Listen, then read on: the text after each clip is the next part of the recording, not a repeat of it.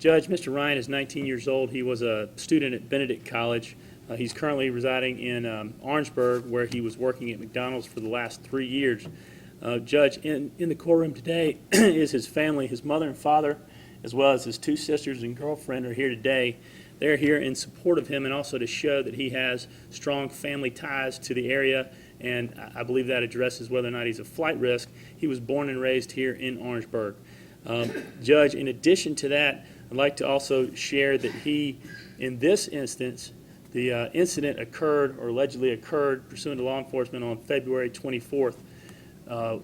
Shortly thereafter, or that actual day, Mr. Ryan actually voluntarily went to the police department upon their request.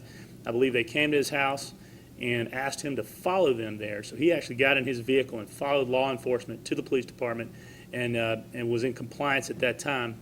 They let him go at that time. Then yesterday, Monday, he was asked again to appear, or I believe at the time he was retrieving items. Nonetheless, he voluntarily appeared at the police department with the detective's presence, and at that time they arrested him.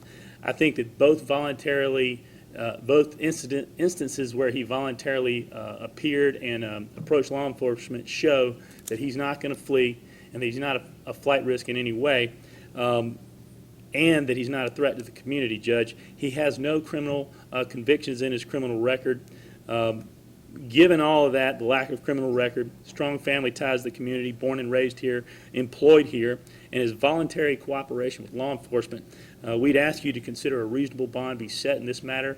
In addition to all that, he's retained private counsel, so I can assure you that he and his family and I will make sure this matter is dealt with appropriately, and that he will appear at all appearances and hearings for this case.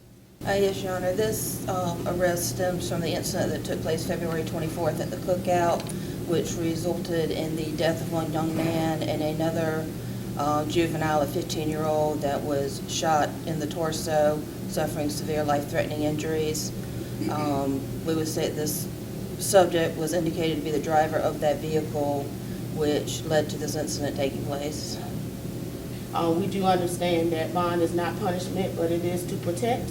And so I'm asking that bond be denied as a result of this actual incident, and that he be placed on no contact, as well as no trespass for the residents of these victims and their family. And also would like to acknowledge that the family of Mr. Middleton is present and accounted for in the courtroom, standing on behalf of their loved one.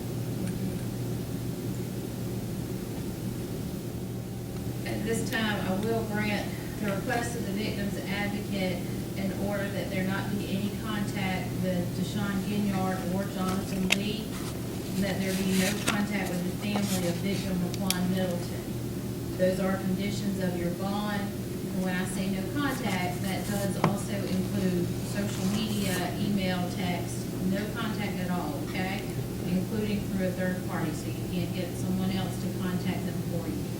So I need to make sure you're very clear on that. That's a very important restraint for you to be aware of. Yes, ma'am.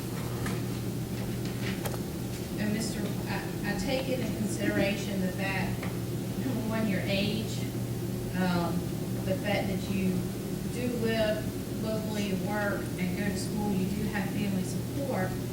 When I consider whether or not you're a flight risk, I don't consider you to be a flight risk. However, the second part of bond consideration that I have to make is whether or not I believe you're a danger to the community.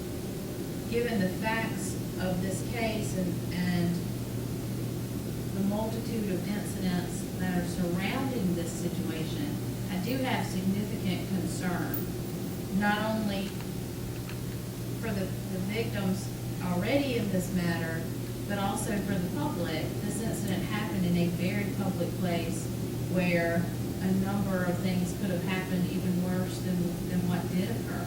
And that certainly gives me cause for concern. And to be perfectly honest, at this point, I would be concerned for you under the circumstances, as this does seem to be something that is a back and forth situation.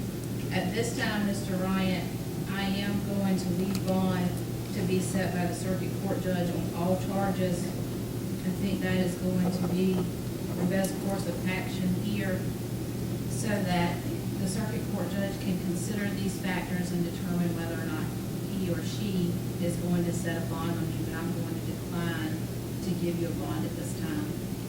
So, thank you very much. Understood, Your Honor. Thank you, Judge. Would you like a few minutes